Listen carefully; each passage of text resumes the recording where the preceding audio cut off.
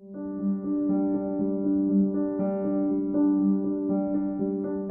everyone, and welcome to Study IQ. I'm Dr. Mahipal Rathod, and today we have with us a very esteemed guest. We welcome Mr. Mithun to Study IQ. He's a photographer who has worked extensively as a wildlife photographer, and you might have come across his photographs on the internet, the Black Panther photo, which you will be seeing on your screen right now. So, Mr. Mithun, welcome to Study IQ. Hello, Mahipal. It's a pleasure. It's a pleasure on being on this platform, and look forward to having a nice discussion with you. Okay. So for our subscribers, I want to inform you that Mr. Mithun is a very young photographer and he's achieved name, fame, and success. His work is very much featured on international portals like National Geographic. He has even worked with National Geographic for a documentary on the Black Panther. And his work, you might have come across his work everywhere on the internet, and mostly people and pages, they share his work and they don't give him credit. But please, whenever you share any photographs, give them credit. So just giving that point out there. So Mr. Mithun, I would like to ask you questions basically about your work, your life, and how did you become a photographer? That would be the first question. So how does one become a photographer? How did you become a photographer? Yeah. So basically, I was not a photographer to start with. I was very passionate about wildlife right from a very young age. I was born and brought up in the forest, in fact, of South India, a place called Dandeli, a beautiful habitat, stunning forest. So that's how my passion started. And until the age of 20, if I can remember, I was just out there with a pair of binoculars. I was just observing wildlife. I was just happy, like just being in the wild. That's it. Any free time I had, even during my academics, even during my college days, I would just go out into the forest, like unlike other people who wanted to go to clubs and stuff like that. But I always like use that time to build up this passion. And later, like a couple of instances, a couple of amazing sightings in the jungle where I felt like I was seeing this through my eyes. Of course, like it's all recorded in my memory, but this is something that the whole world should see as well. Like these are moments which are priceless, and that's when I decided to pick up a camera and decided to pick up photography, and that was the journey in 2009, I think. And being a wildlifer, knowing animal behavior, knowing all my subjects, it was relatively very easy, because wildlife photography is a field where you have to know your subject, you have to know your animal, you have to know your behavior, because all you get is sometimes few seconds, a few fraction of a second. Unlike other genres of photography, where like say fashion photography, I'm sure they have their own challenges as well, but they have a setup, they can visualize, they can plan a shot, they can plan the lights and stuff like that. But with wildlife photography, you don't get, you have to take what you get, and sometimes you get like a few seconds.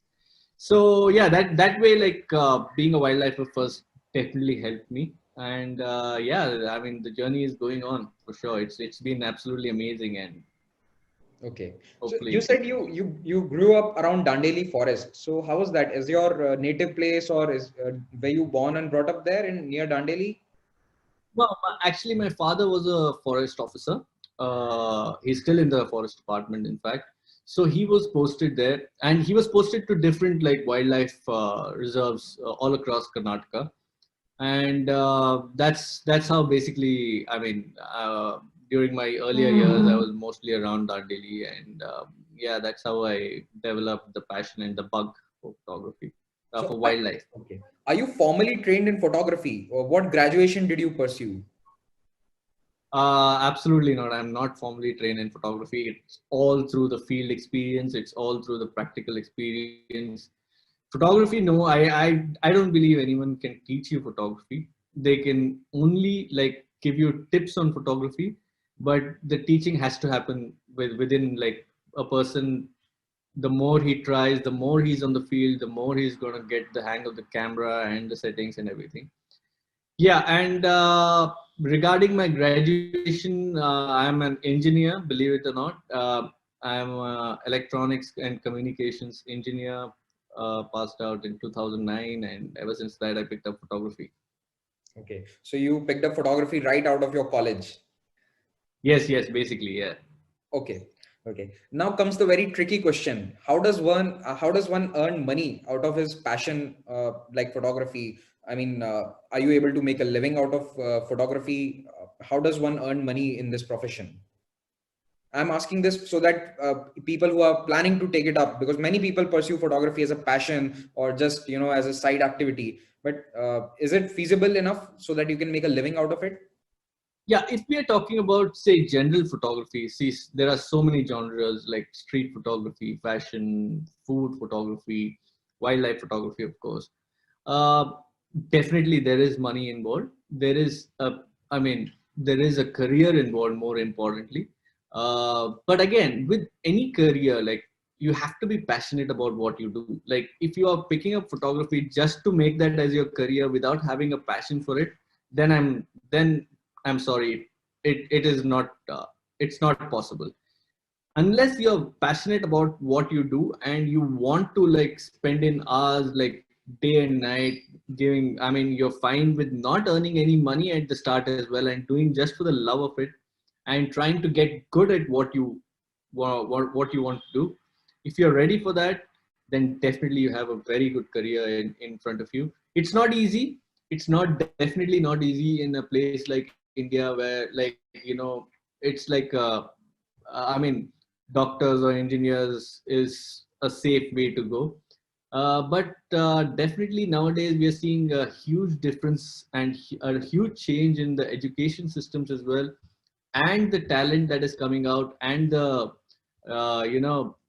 different fields of career paths that people are taking right now, and the bold decisions that they're taking. So it's definitely changing for sure. And photography as a career is definitely viable, but you have to be ready to spend the hard yards in the earlier years. Okay. Because camera gear is expensive, if I'm not wrong. I don't have much experience of that, but from what limited knowledge I have, I know cameras are pretty expensive. Yes, yes, yes. Again, like, see, it all depends on your budget at the start. Like, even with a 10,000, 20,000 bucks budget, you can pick up a camera. It's all about learning. It doesn't depend on the camera at the start. Like as I say, it's all about the artist. It's all about the photographer's eye, of what he wants to shoot and everything, and give him whatever camera, he will try and shoot something. Even your mobile phones these days have an excellent camera. Like that's a very good, I mean, camera in itself. You don't even need to buy something to learn. So that way, of course, like there's no limit to what cameras and how much equipment you're going to buy. You're always going to upgrade, but that also comes in stages. Like, the more you earn, the more the budget. It's with any career, I guess. Like it's I mean, even if you're an engineer, at the start you're going to buy a bike, then later you're going to buy a car. I mean, it's a progression, right? So that's how photography works. Obviously, there is a little investment at the start even when you want to travel, but again, like if you're passionate about it, you will find places. You don't have to spend much to like visit those places, and that's how you develop that. Okay. So my next question would be about the National Geographic Association. You were part of the National Geographic documentary about the Black Panther. So how did you come to be associated with Nat Geo? Do they approach you based on your photography, or did you approach them? How did that work out? Usually, like in my case, they approached me because like I was in Kabini. I was already a pretty well-known face by then, and I was documenting leopards and the big cats in Kabini since the last 10 years. So they knew I had the experience, and of course, they wanted to do a documentary on the Black Panther, and I was part of the crew, and we did it successfully. Like it's called the Real Black Panther on Nat Geo Wild. Yes. Okay. Coming to the aspect of wildlife, what amount of time is it takes to capture something like the Black Panther or even a normal leopard? Do you have to wait for days or nights? I've read about it that you have to wait for many, many days and weeks sometimes. Is it true? Absolutely, absolutely. It's true with the entire genre of wildlife photography. say if you're planning a shot sometimes and you go into an area where it is like difficult to see wildlife. For example, like if you're planning a shoot of the Amur leopard, which is in Russia, it's probably like there in a very few numbers, and people I know like sit for like months and months together without even seeing one. And I mean that's the challenge. Coming to the Black Panther again, like he's a rare gene, like he's an extremely rare gene. It happens probably a 1 in 1,000 leopards that is melanistic. And what is the chance of him being like in the like tourism zone? He is bold, he is like not scared, and he is trying to establish his territory. That probably happens like once in a lifetime.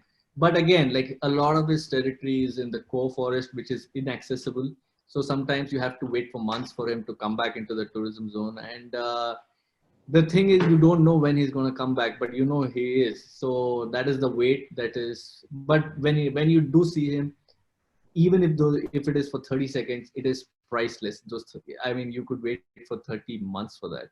That is the beauty of wildlife photography, like because it has an element of surprise, and that adrenaline you feel like is just unbelievable. Okay. You live for those moments. Isn't it risky to be around big cats? Don't they ever attack you, or don't they even try to scare you off if they see you around? Absolutely not. Absolutely not. Of course, there is an element of risk involved for sure, but I have seen them for the last 20 years. Never has any big cat or in fact any other animal like tried to attack us or charge us. It's just a common misconception that people have that wild animals are like dangerous and stuff like that. They're in fact 10 times more scared of us than we are of them. I mean, any person like actually walking in the forest, like usually a lot of the tribes in the forest like walk in the forest, and they usually not don't see anything because the animals sense that and they run away even before uh, the human approaches them. So, and we've seen people on foot, and when there's usually a tiger like just lazing by or something, if they see a human on foot, then they bolt, they just run away. So usually they're more scared. Like it's absolutely not dangerous at all. Okay. But again, like you have to give them space. You have to respect their space. Uh, you can't intrude into their space. Only when you intrude into their space you get two kinds of reactions. It could be either fight or flight. Most of the times it's flight, but you don't want to get that fight factor for sure. Okay. So I hope you never get the fight experience. Anyways, so how do you manage to live in the forest for so many days? As you said that you will have to wait for days or even weeks. So do you take all your Yeah, trekking equipment and all your food, etc., with you? not really. Like what we do is during safaris we are allowed only like 6 to 6 in the evening, 6 in the morning to 6 in the evening.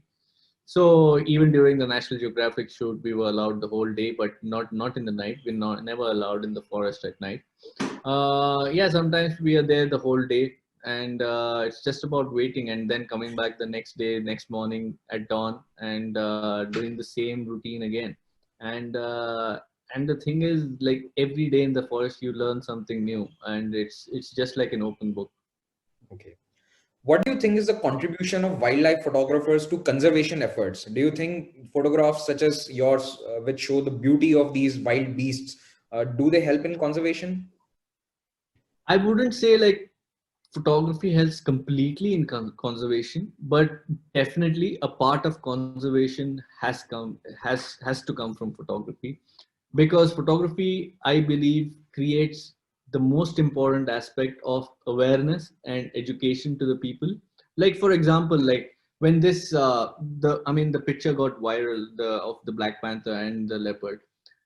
I don't think 90% of people in India like knew there is something called as a Black Panther. Like people living in the cities have no idea about it. It's only when they see it on social media, when they see it on different platforms, do they realize that wow, like such a creature exists like in our jungle so close to us. And that's when they gain the respect and the love for that wildlife. And of course, it's a huge part of awareness, and that's how conservation starts by educating people more than anything else. Of course, it's only a part of conservation. There's a lot more to conservation than just photography, for sure. Okay. You've been in the jungle for more than a decade now. You've explored many places as part of your profession. Have you More seen? than more than 2 decades now. Yeah, in fact, Oh, okay, okay. You said 2009, so I assumed 1 decade. I started photography in 2009. Yeah. Okay, okay. So, have you seen any change due to the climate change and the global warming? Have you been observing any change in the behavior of the wildlife or even the forest, the state of the forests? I have definitely seen the forest cover reducing for sure. I haven't seen any much change, but I've seen change in rainfall patterns, like a lot, especially over the last 10 years. And it's definitely like climate change is a fact. And the sooner we accept it, the better it is. And we are going to see changes in future for sure.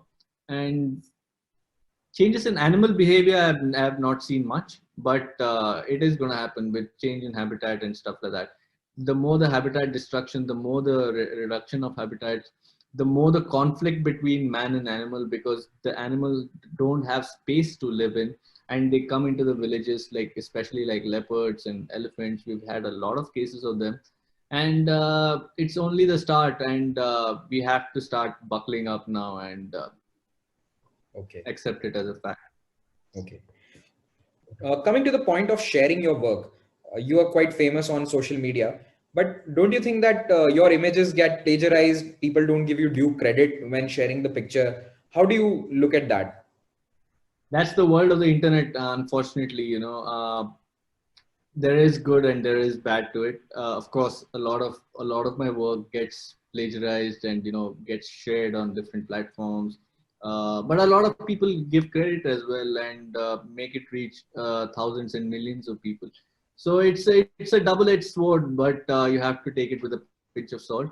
And that's the world of internet we live in. Nothing, once you put it up there, I mean, you basically don't own anything. Like, it's like up for grabs for anyone. So yeah, but yeah, of course, I don't put up high res images.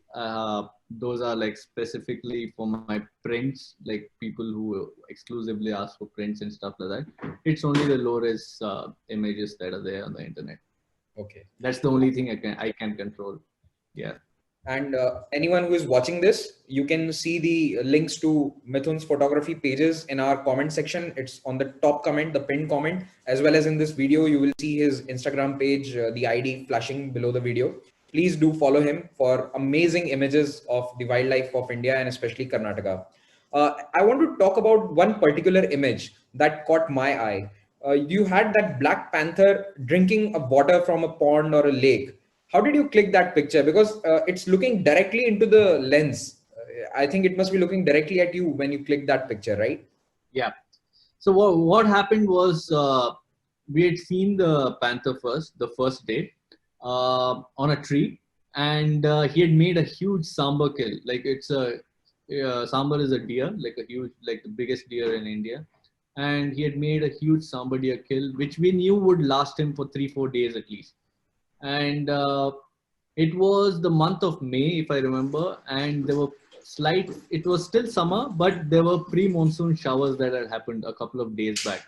So it had filled up a small pond, water puddle, right in front of where he had made his kill. So we knew he was going to drink from that puddle, but we didn't know when. Because the other water source that he had to go for was at least like 5 kilometers away. So he definitely wouldn't travel that much. He was gonna drink from that, and usually the big cats, whenever they are like feeding on the on like fresh meat, like they need water like very very soon. So that was it. Like, it was again a wait of 2 days, and after 2 days he finally came. Probably in the earlier 2 days as well, he drank water, but he must have done it at night when we were not there. But the third day, luckily, like, we were stationed at that spot, and the positioning of the car, and that is again, like, with experience you gain that. Like, the positioning of the vehicle, you need to know the pathways where the animal is going to come from and approach the water, and like how he's going to drink. And that, by years and years of studying animal behavior, kind of have an idea. You still can't predict 100%, of course. Like you can predict only like 10% of what the animal is going to do, and sometimes it happens, and it's wonderful. Okay. One last thing. How do you get permissions to go into the forest? Are you allowed into the core areas as a photographer? And also, don't you think that when you are venturing into those areas, it would be disturbing the other wildlife or the general forest? Yeah. What's your thought about that as a photographer, wildlife photographer? Uh, we are not allowed to go into the core areas, first of all. Like Okay. we are given the same access as any general public is given. All right. So we shoot in the tourism areas, which is like thick forest, like by itself. Apart from that, what was the other question? I completely forgot. Sorry. Don't you think that when you venture into the forest areas, I mean, even the tourists are to some extent disturbing the wildlife? Uh, See, again, definitely we are disturbing them for like to an extent, but again, like we have disturbed them for years now. Now, again, if there is no like there's again two sides of that coin. Uh, if there's no tourism, then the local population won't sustain, and that's how there's increased poaching in the area. It's all a interconnected chain. The more the tourism, the more the local people are employed there, the more they are dependent on the forest and the animals, because they know that is their livelihood, and that's how they will protect the forest. But if they are not employed, if there are no tourists, if they are not going to come into the park, then I mean, it's for anyone's guess like what they could do, because at the end of the day it's livelihood for everyone, right? So that way definitely we are disturbing them, but that disturbance over a period of time like completely becomes nil, because we have seen like a lot of the tigers, a lot of the leopards, a lot of the animals now get used to humans. It's just about a phase initially when a park is started, and they're absolutely fine with it. They bring out their small cubs out in the open. They're completely relaxed now, and I don't think it matters much. Okay. So that was great talking to you. And I'm sure because of your photographs, many people like me would want to visit the forests that you have explored, especially Dandeli and Kabini. I must say that because of your pictures, I am inspired to go there, and probably I will when things get better. And today is a special day also because the actor who played Black Panther in the movie, Chadwick Boseman, he passed away today. So the news has just come in, Yeah, and yeah, I heard about it this morning and it was really sad. But yeah, I mean, the work he's done is absolutely memorable and it will live on with us for sure. yes, yes. I had that thought in mind when I was supposed to interview you today, that the Black Panther connection is, it's just unbelievable. So, Mithun, it Yeah, was great talking to you, and I wish you all the best for all your future endeavors. And please keep sharing your work online so that people like me get inspired every day.